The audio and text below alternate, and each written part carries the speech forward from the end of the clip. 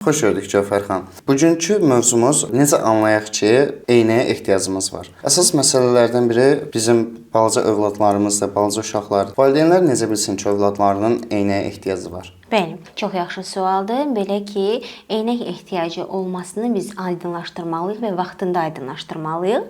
Belə ki, bəzi xəstəliklər var ki, vaxtında aydınlaşdırılmadıqda sonradan heç bir korreksiyası mümkün olmur. Bunlardan biri də amblyoppiyadır, yəni göz tənbəlliyidir. Bu nə deməkdir? Gözlərimizin biri yaxşı görür, digəri pis görür və biz bunu vaxtında eynəklə korreksiya etməsək, sonradan digər göz işləmir, tənbəlləşir, hətta çəpləşə də bilər. O baxımdan əsasən nə hissiyatlarımız ola bilər övladlarımız baxımından? Onlar gözlərini qıymağa başlayırlar. Yəni hər hansı bir obyektə baxanda gözlərini qıyırlar. Daha sonra obyektə yaxınlaşmağa başlayırlar. Məsələn, televizora baxanda həm fikirlərini, həm də görmələrini yaxşılaşdırmaq üçün televizora yaxınlaşırlar. Daha sonra tez-tez göz ağrılarından, baş ağrılarından şikayət edə bilərlər. Diqqət tələb edən işləri etməkdən çəkinirlər. Dərslərdə geriləmələr baş verir. Çünki dəqiq görə bilmədiyi üçün dərslərini lövhədən yaxşı yaza bilmirlər və bu da onların geriləməsinə, yəni qiymətlərin düşməsinə gətirib çıxarır. Yəni bu baxımdan əgər bu məsələlərə diqqət çəksəniz, yəni övladınıza qarşı diqqətli olsanız, bunları kənardan da izləyə bilərsiniz. Amma bəzi göz xəstəlikləri var ki, heç bir şikayət vermir. Bayaq dediyim amblyoppiya, göz tənbəlliyi var ki, bir gözü ilə övladımız yaxşı gördüyü üçün heç narahatçılıq hiss etmir. Yəni bu məsələləri sonradan bilib gecikməyək deyə mütləq rutin göz müayinələri lazımdır. Yəni uşağımızın heç bir şikayəti olmasa belə, yeni doğulmuş vaxtı 3 ayında, 6 ayında, 3 yaşında və 6 yaşında həmçinin məktəb illərində ildə bir dəfə rutin göz müayinəsindən keçirsəniz yaxşı olar ki, bu məsələlərdə gecikməyin, sonradan ağırlaşmalar baş verməsin deyə. Bu uşaqlarla da ev şəraitində necə aydınlaşdıra bilərsiniz? Məsələn, əgər sizin görməniz yaxşıdırsa, uzaqda bir obyektə tuşlanır, baxırsınız. Uşağınızın əvvəl bir gözünü bağlayırsınız, həmin gördüyünü soruşursunuz, sonra digər gözünü bağlayıb yenə nə gördüyünü soruşursunuz. Görsəz ki,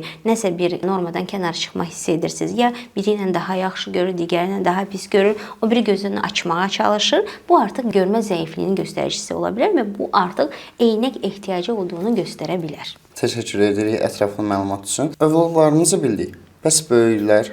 Bəli, böyüklərdə də bu hal baş verə bilər. Belə ki, qazanma görmə zəiflikləri də olur. Bu adətən süni artım adlanır. Yəni normalda bizim gözümüz 18 yaşına qədər uzanır və ondan sonra zəifləməz, pisləşməz. Amma saatlarla yaxına baxırıqsa, əgər məsələn bu adətən ofis işçilərində daha çox olur, saatlarla kompüterlər, telefonların istifadəsi gözdə süni zəifləmə də yarana bilər.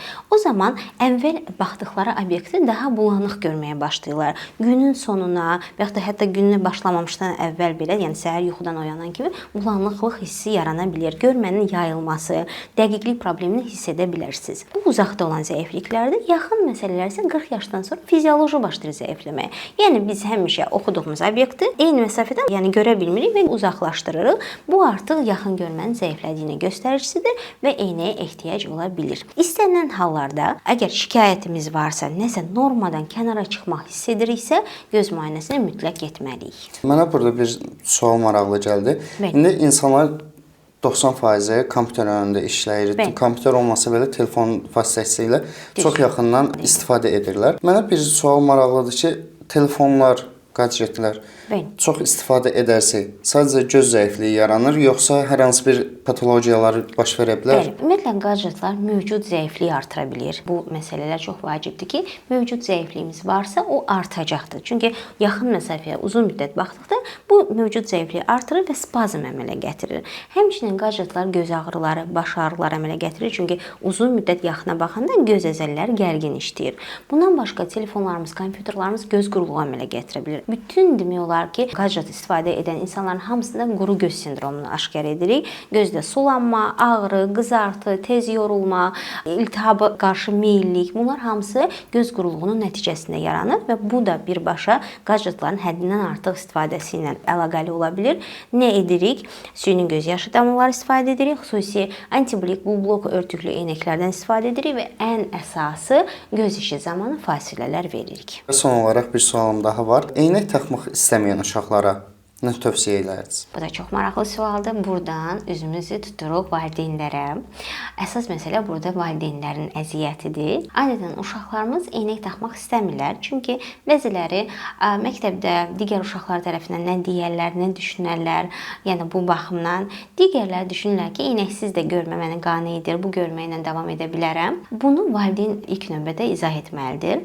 Biz bir həkim olaraq, oftalmoloq olaraq həm valideynlərə, həm uşaqlara fəsadlar haqqında ətraflı məlumat veririk ki, baxın, eynək taxmasaq nə olar? Sonradan göz zəifləyər, çəpləşmə baş verər, tənbəllik olar. Sonradan heç bir müalicə ilə bunu aradan qaldırmaq olmaz. Bütün bunları izah edirik. Amma valideynlər də özləri uşaqları ilə bu barədə geniş söhbətlər aparmalıdırlar. Məsələn, özlərinə də bir eynək almalıdırlar. Hətta zəiflikləri olmasa belə, uşaqlar adətən valideynlərinə baxıb onlardan örnək götürdükləri üçün özünüzə bir 0 şüşəli hətta eynək alın və onun nə qədər rahat olduğunu, nə qədər gözəl göstərdiyini deyin. İlk əvvəl ən çətini ilk günlərdə uşağa eynəyi öyrəşdirmək, sevdirməkdir. Daha sonra artıq uşağımız eynəklə yaxşı görməyə başladıqda heç özü çıxartmayacaq. Bax belə. Təşəkkür edirəm. Xoş Təşəkkür oldu. edirəm. Çox sağ olun. Sağ olun. Sağ olun.